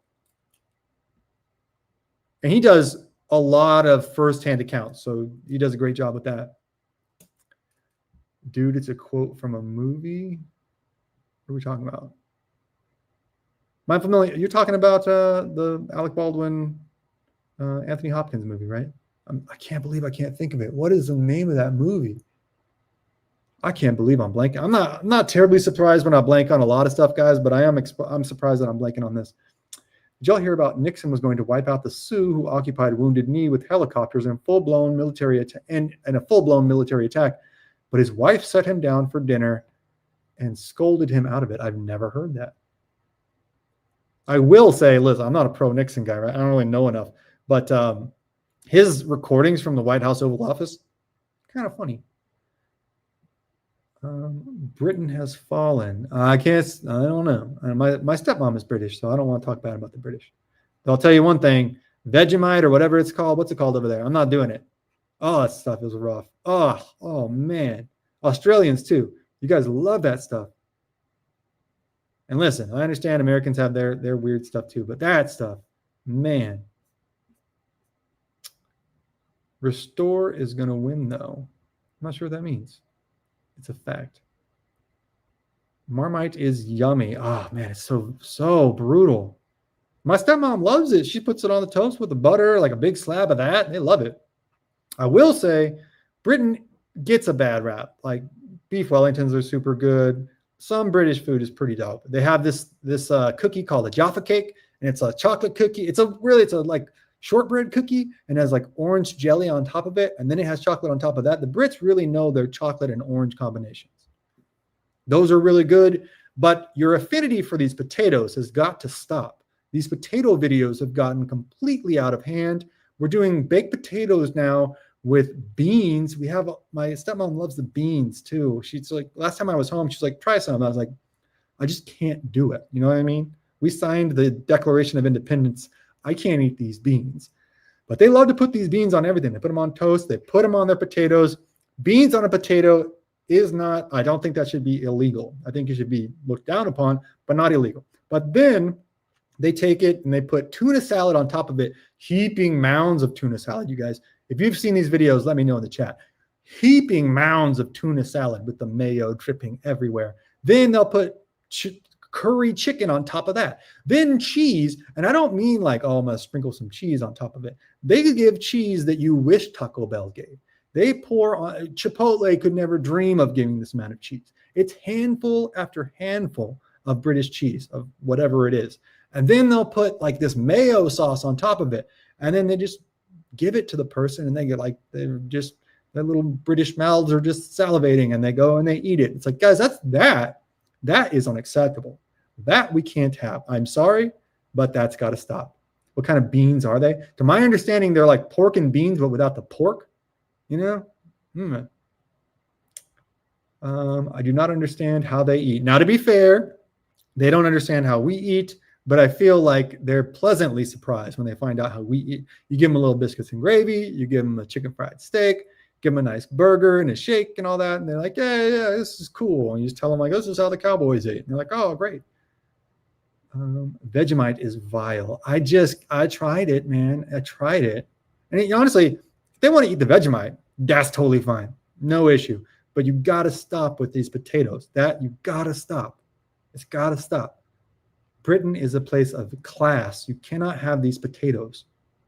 We love barbecue. Oh, the salads. Bama Deanna, the salads in the South and the salads in the Midwest would blow any British person's mind. They're too much for me. It's a salad with just like mayonnaise and fruit mixed together.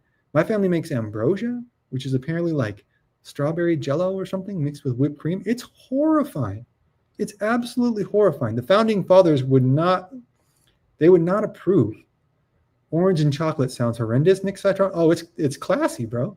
It's so good. I heard they do not have pork in their beans. To my understanding, I haven't tried these beans, but they are like pork and beans, like kind of sweet, but with no pork.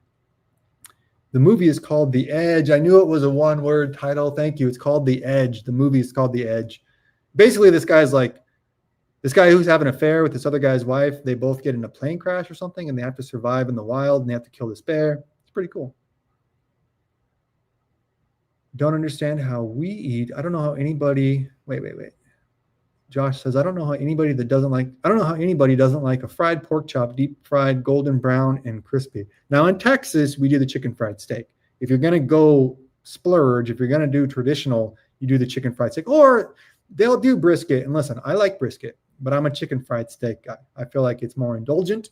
I feel like it has an air of nobility to it.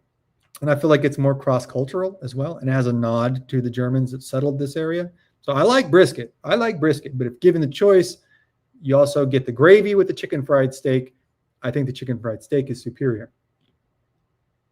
Vegemite is Australian. Thank you, Billy Bob Bry. Good to see you from the UK. Billy, listen, bro, can we please, have you seen these potatoes? Have you ever eaten one? And would you please stop eating them if you have?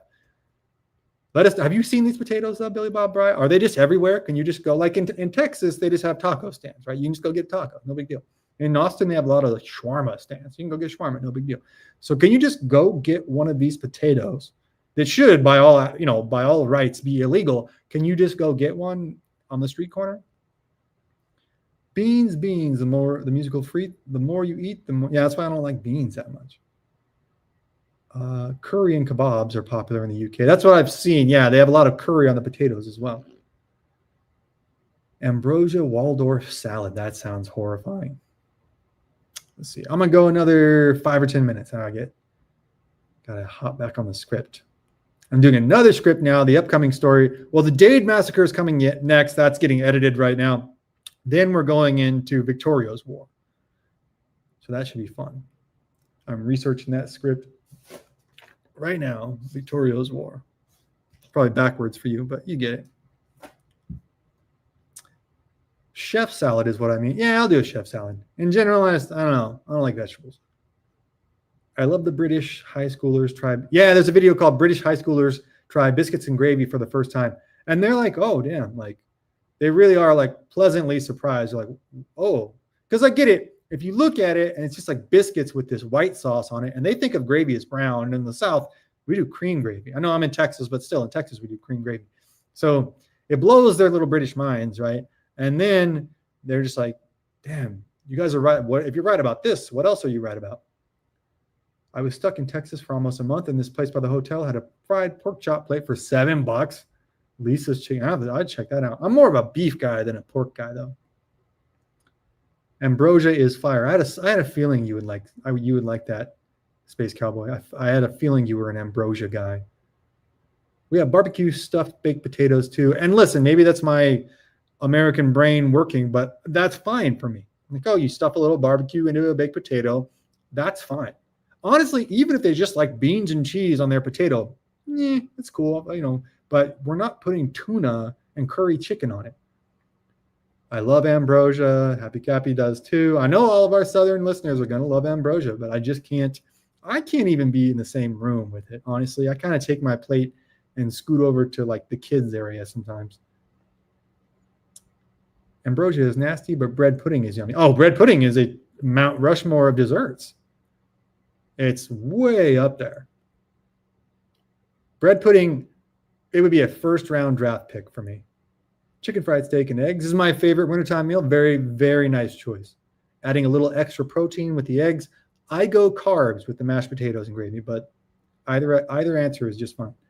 Have you ever heard of city chicken? I have not. What is city chicken? Chili in a baked potato, absolutely. Totally fine with that. Cappy, my neighbor used to make it. It was actual pork. I'm not sure what that part means. How about blood pudding? I mean, I get it. I would try it, but I'm not like, I don't think I would like it. I would try like a full English breakfast.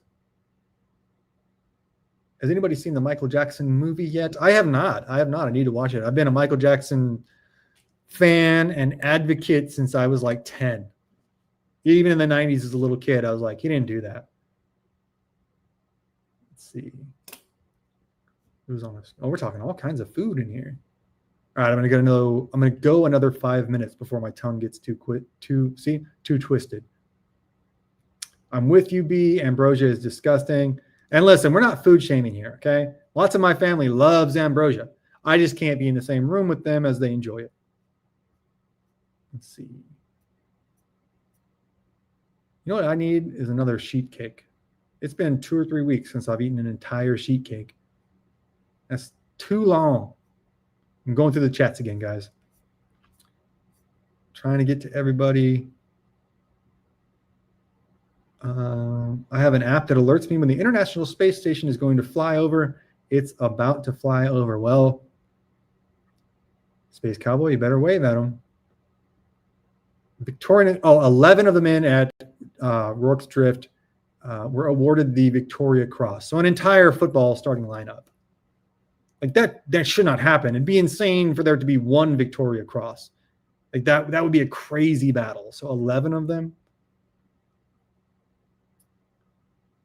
Organic archery and Pakistani workshop and organic archeries are good channels on bow and arrows. Okay.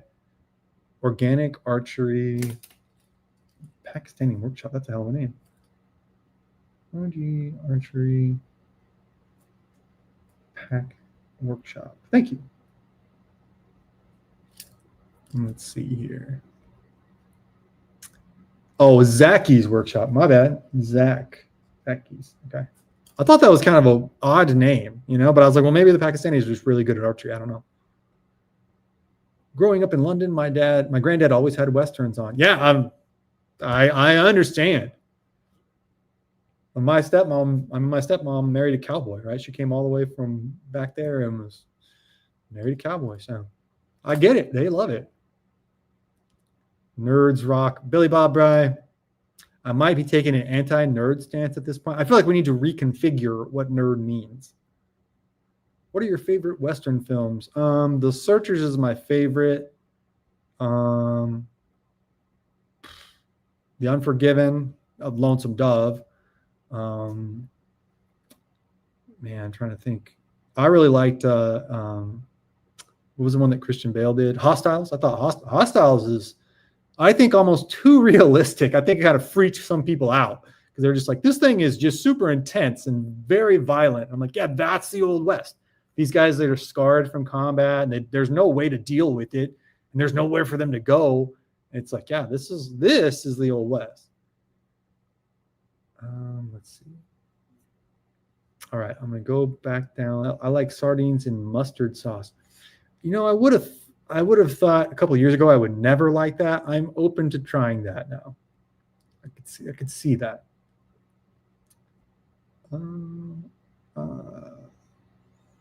Okay, there's a lot of chat, so I don't mean to miss anybody. If I'm missing you, my sincerest apologies. There's a lot of chats, which is great. I love it. Does anyone, talking about food, anyone like bison meat? I do. Yeah, I like bison meat a lot. It's very lean. I've had bison steak, ground bison. That's the extent of it, but I like both very much. I'm the only person in my family that won't eat potato salad. Same here, bro. I can't do it. If you replace the mayonnaise with yogurt, like Greek yogurt, we could talk. Sometimes I can do like slaw. If they do the slaw on top of a barbecue sandwich, yeah, I can work with that. I know bison meat is way expensive. Yeah, it's very expensive. Beef is very expensive right now. It's a bit of a problem.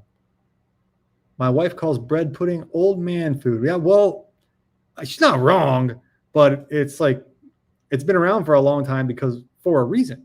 It's a classic. You can't go wrong with it. Even a bad bread pudding is really good. And it gives you a use for your old bread. Bison isn't as tender as beef, but it's better flavor and better for you. Yeah, I mean, it has less fat. That's why the mountain men and the people on the plains like really prized fat. They really prized bear fat. There wasn't a lot of fat available to them. On my Kiowa side, we like to eat raw buffalo kidneys. It's a delicacy. I would try it. Remember when Liver King was really blowing up and he was really promoting eating raw liver with maple syrup. And I was a personal trainer at the time, so I felt like I got to try these things so I can tell my people like yay or nay, right? I ate the raw liver with maple syrup. You guys, it's pretty good. Don't do that. I'm not telling you to do it, but I did do it. And I was like, he's kind of got a point with this. You should stop trying to fight Joe Rogan. You guys should have seen that. He was walking all around downtown Austin trying to fight Joe Rogan. He went to the Capitol with like ankle weights on and stuff. The man is an entertainer. Say what you will, but the man is an entertainer. I love English breakfast, says Space Cowboy. Crown and Anchor Pub in Las Vegas has awesome English breakfast. I've never had one, and I need to. Did you know there were hundreds of black cowboys after the Civil War? Oh, yeah, of course, yeah. The Buffalo Soldiers as well. There are lots of black cowboys, lots of Latino cowboys. Really, the cowboy tradition as a whole is derived from the vaquero in Mexico and Alta California. Alta California probably had, what is today California, had the probably best horsemen in the world for a while. They were like trick rider level horsemen. But yeah, absolutely. Cowboys today are just way more diverse than people think. Let's see. Good night, chat. Oh, see you later, Mark. How late? Oh, that's 2 minutes ago. Okay. See you later, man. Thanks for coming by, bro. I went to see Hostiles in the theater. That must have been cool, man. I didn't know about it till it was on DVD.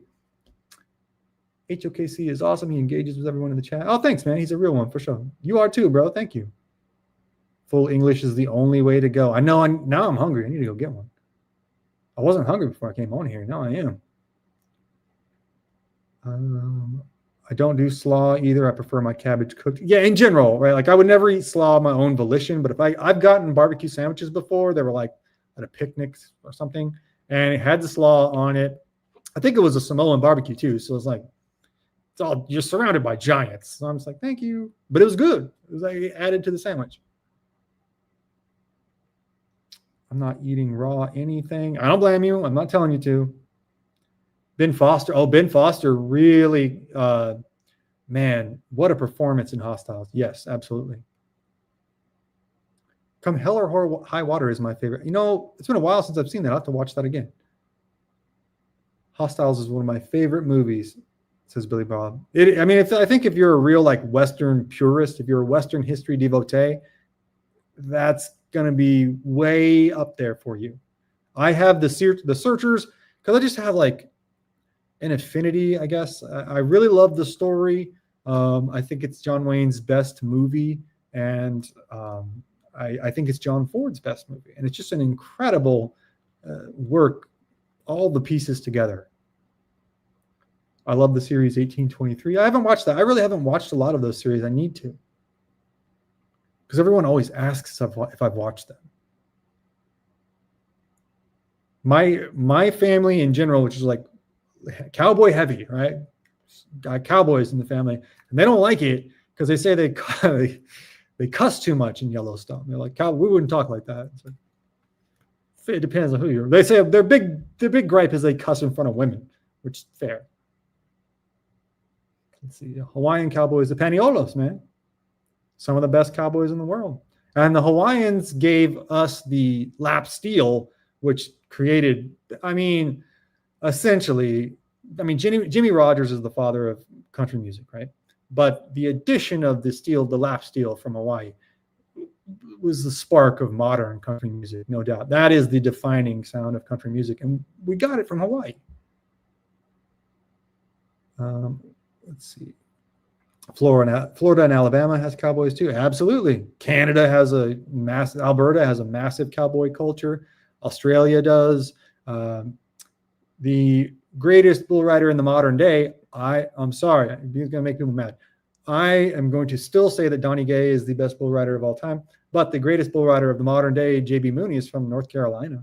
There's cowboys all over the place. Argentina, the Gauchos. All through, I've studied cowboy cultures all down through Mexico and South America. Everybody has their own flair on it, but yeah, there's cowboys everywhere. Everybody got to go outside and look at the moon right now. Okay, I don't know if I can see it from here. I cannot. I can see the I-35. I'm gonna get doxxed now. Nobody swat me. Little Big Man is probably my favorite Western. I haven't seen that either. I need to watch it.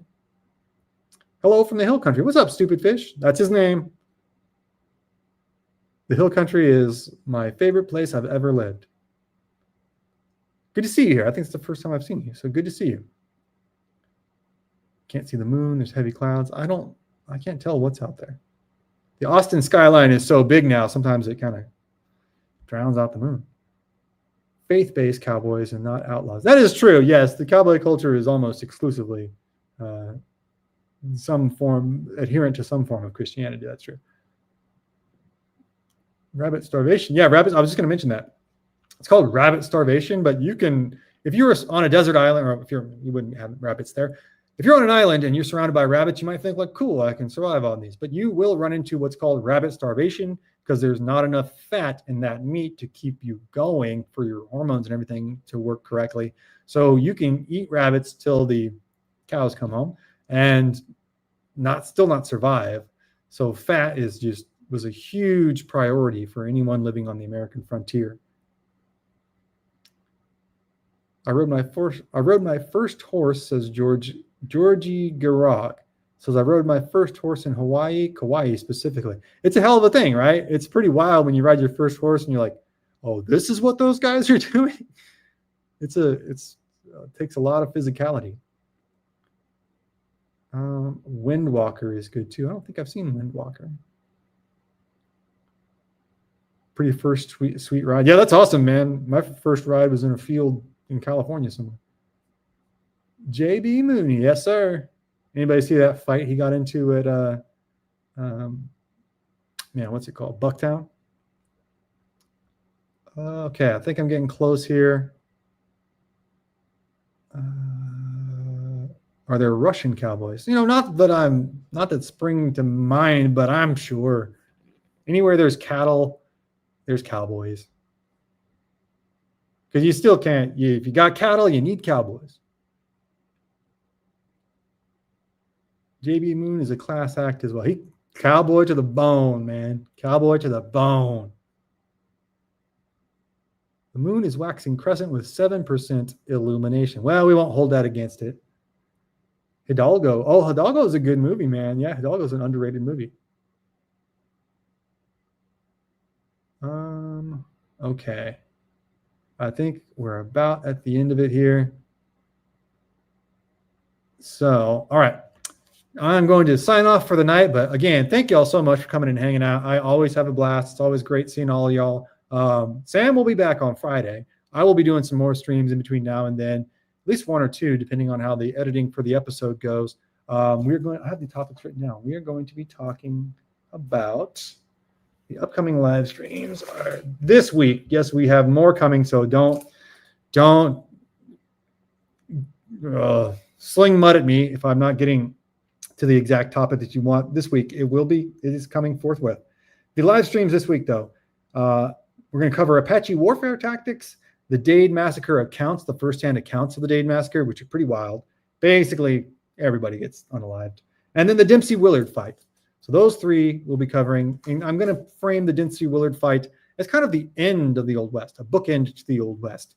It's a great, great story. I think you guys will enjoy it. And we can watch the video, because the video is one of those rare things where the video is old enough to be in the public domain. So we're going to watch Jack Dempsey rough this fool up. But like, man, he keeps knocking Jess Willard down, who's like 6'6". Jack Dempsey's like maybe like 6 foot. They say 6'1", you're probably 6 foot.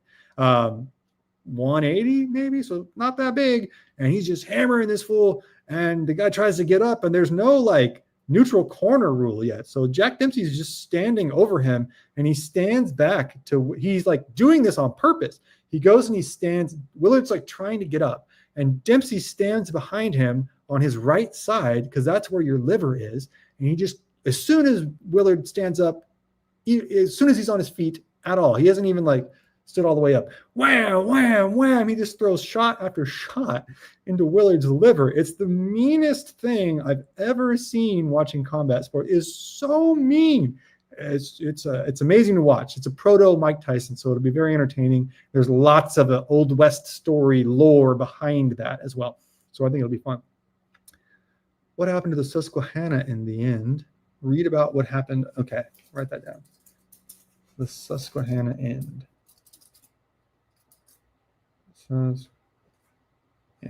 Okay, I got that. The Cossacks are Russian cowboys. Yeah, I go with that. Yeah, I'm down with that. The Mongols were cowboys. What kind of music do y'all play here? Oh, you're talking about the Blues Brothers? We got country and Western. We got both kinds. Nick Citron, good seeing you, bro. Thanks for coming by. All right, y'all, I'm going to sign off. Oh, be sure, again, like the stream before we get out of here. Share the stream. I think it's a fun show, man. I think people will like it. And go by the store. Like, we got stickers, all the stuff that you guys have been like, oh, we need this. Everything that you guys have been rightfully berating me for. I deserved it. Is up on this show, up on the stream, up on the site now. Actually, I'll put a link in there for you guys too. Going to the store. Where are we at here? I'll put the link up in the next chat, guys. They're going to close the chat at the end of the live stream anyway. So I will put up a post announcement tomorrow with a link to the store and everything. We got the Jack Hayes Victory Tour t-shirt, the Quanah Hayes Victory Tour t-shirts. They're like 70s psychedelic style t-shirts. Jack Hayes sticker, Quanah Parker sticker, and then coffee mugs for both of those as well, with more stuff coming very soon. I'm designing it all myself, so give me a little grace on that. But yeah, go check them out. And then put in the code livestream, all caps, you'll get 15% off. Well worth it. Guarantee it. Okay, without further ado, we will be back soon this week with another live stream.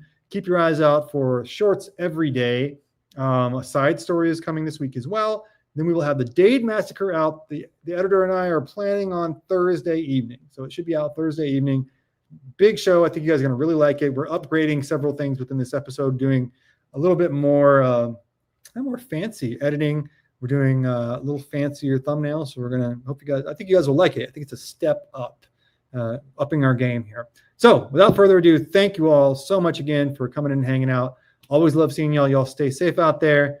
Have a good night. God bless, and we'll talk to you soon. Bye.